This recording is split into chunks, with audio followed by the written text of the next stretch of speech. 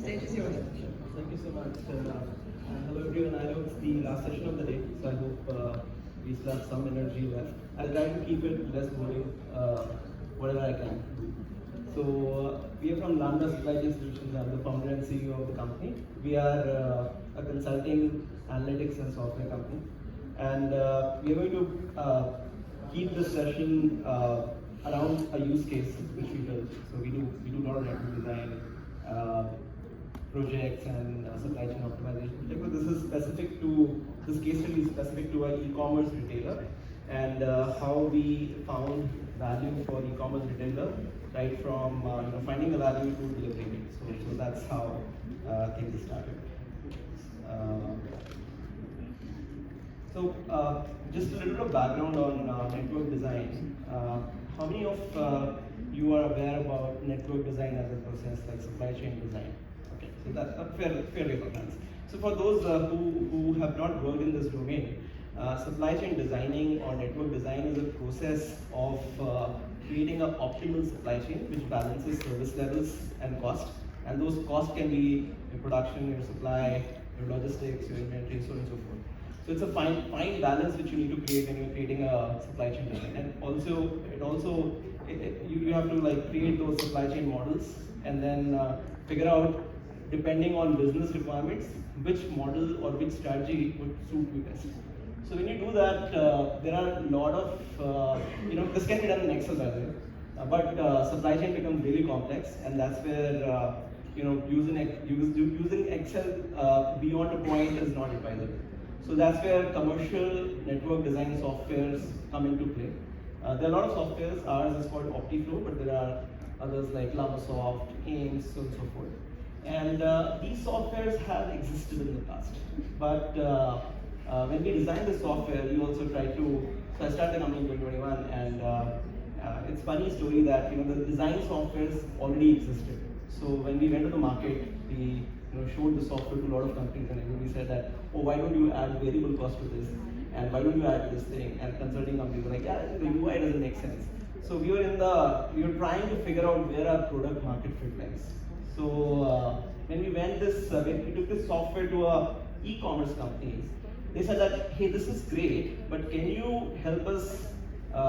Can this software help us design an e-commerce supply chain? So we were very curious. Like, so what's so different about e-commerce that your regular supply chains don't do? So to our surprise, e-commerce is a very different beast.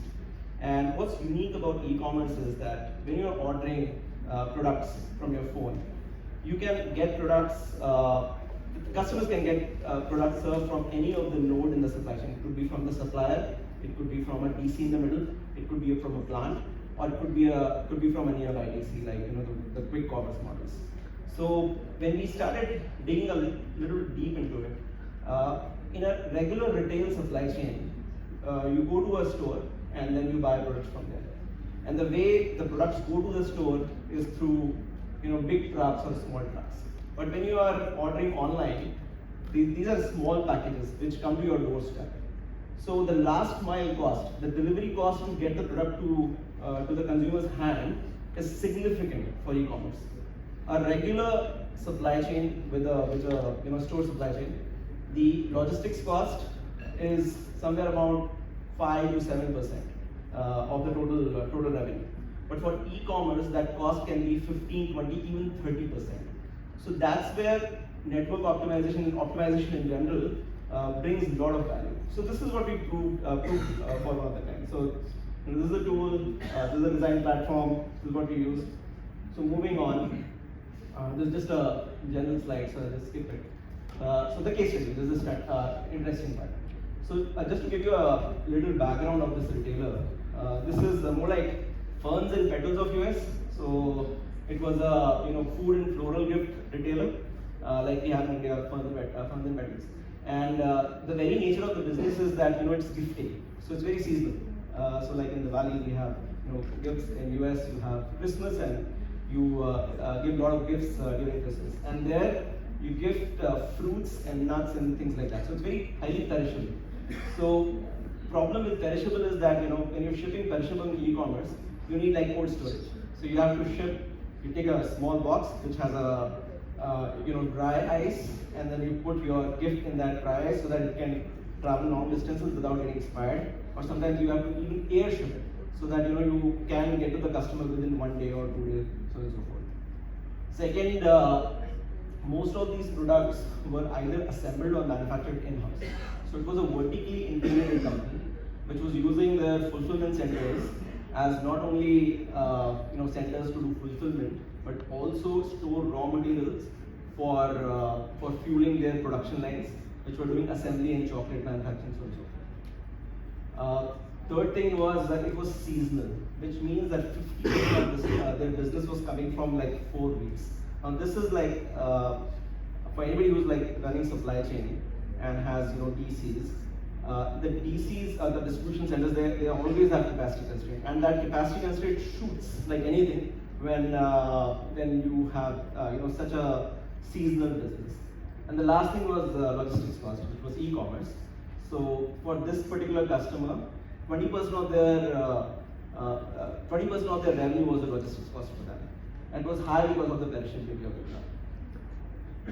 So this is how the network looked like for them. So there were multiple assembly and source locations across US. This is the US study.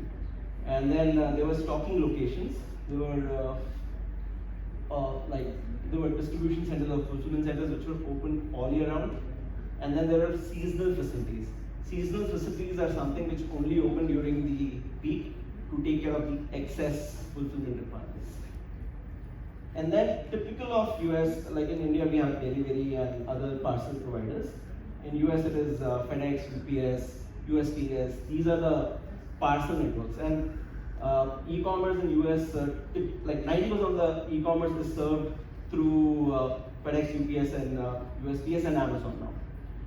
And then finally we have the customers. So the way it works is packages can get delivered directly from the stocking locations to the customers, or it can go through a FedEx hub. And the way it goes is, like if you have a package, there are two ways to ship the product. You can take the product and like ship air and it goes directly to the customer, or you can put it in a truck, and then a FedEx hub is an intermediate location which will consolidate and deconsolidate the product, and then it will go to the customer. So this is how supply chain works for e-commerce.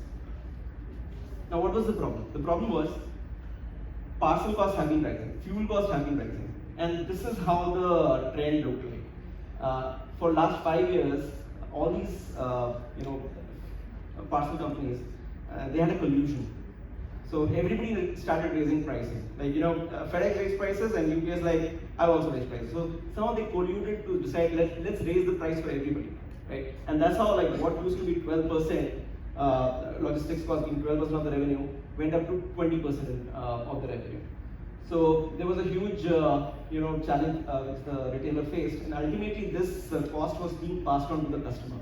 So customer was supposed to pay like a premium, and eventually all this has led to so-called recession and sales being dropped now. So there was rising delivery costs, there was rising shipping rates, and it was affecting profitability and pricing, plus also the sales eventually. So the senior management in 2021 decided that this cannot continue, right? So they started thinking, and this is a $3 billion company, really large company. So they started thinking of, we need a network planning team, and we need some sort of optimization capability to figure out where we can save costs. Like we need to be better on inventory planning. We need to be better on like leveraging our FedEx networks more effectively, and then finally build a center of excellence which would talk to demand planning, production planning, procurement, transportation, warehousing, to come up with a strategy which would help them keep the costs down. Another challenge which this customer had was the planning, by the very nature of it, was done in silos. So demand planning team would like come up with a demand plan at a very aggregate level, and then somebody from the transportation team would use Excel sheet and cut the supply in a way which was best suited to them, completely like ignoring the DC capacities or fulfillment capacities. So what we did was, as I mentioned, we went to market with a generic design tool, And then they said that, can you integrate like FedEx network and things like that? So we embedded the rate contracts or the capability in the tool to ingest those rate contracts or parcel rate contracts. It would not only help in deciding the optimal flow path, but also find out consolidation opportunities to better leverage the hubs or the cross docking locations for these FedEx and UPS of the world. So what this resulted in was, as you can see, like it's a cobbler image. For people who do supply chain design, this is how most baselines look like, and it looks ugly, but that's the reality. What you see on the right side is the optimal network, which using Gurobi or any solver, this is what we get to, but this is highly theoretical. So there is reality and there is theoretical and there is theory. Theory, the picture looks beautiful, but in reality, you'll end up somewhere in the middle. So based on theory, we found that there are 3 ways you can cut costs. You can optimize inventory so that you can position inventory closer to the customer. The lesser miles a package travels from DC to a customer, the lesser last mile cost would be. So the closer the inventory is to customer, the lesser total logistics cost would be, because last mile itself is like almost 60 to 80% of the total logistics cost. Second, you can optimize DC customer assignments. The way planning works in supply chain, order gets dropped in a order management system, and that order management system signals which DC should I pick the inventory from, as long as the inventory is available. But the rules itself have to be updated to optimize those assignments between the customers and the DC. So that's what the second level was. And the third level was optimize DC locations. So there were 3 DCs, and we suggested that maybe if you go from 3 to 5 DCs, you can you'll be able to spread out inventory further, and you'll be able to gain some benefits out of it. So the total benefits which we saw was about 15% reduction in logistics cost, going from ugly to beautiful, and then 20% improvement in service level. So this was theoretical. This was an eye opener for them. Like they were really like 15% cost reduction in logistics cost. That's like 15-20 million. So that's what they realized, and that's where we started that. Okay, now we need to implement what we proposed. So that required us to understand how their execution system works. So it's a common challenge, but how many of you you create a model and you come up with a recommendation, but when you go to the execution of it, you face a challenge that this is not really what we expected.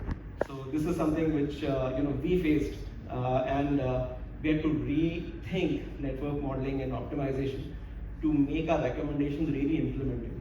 So we started with understanding what are these execution systems, the way supply chain operates.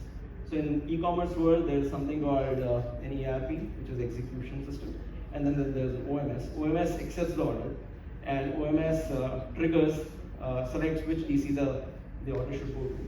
And SAP, which is the ERP or the planning tool, it helps you position the inventory in the right location. So one is like taking care of the demand, and second is like taking care of the supply. And both had to be configured in such a way that your demand and supply gets balanced. So this was the first thing. The second thing was to configure these execution systems. We created 2 or 3 different kind of models, and we'll walk you through what these models look like, and which created the configurations for these systems.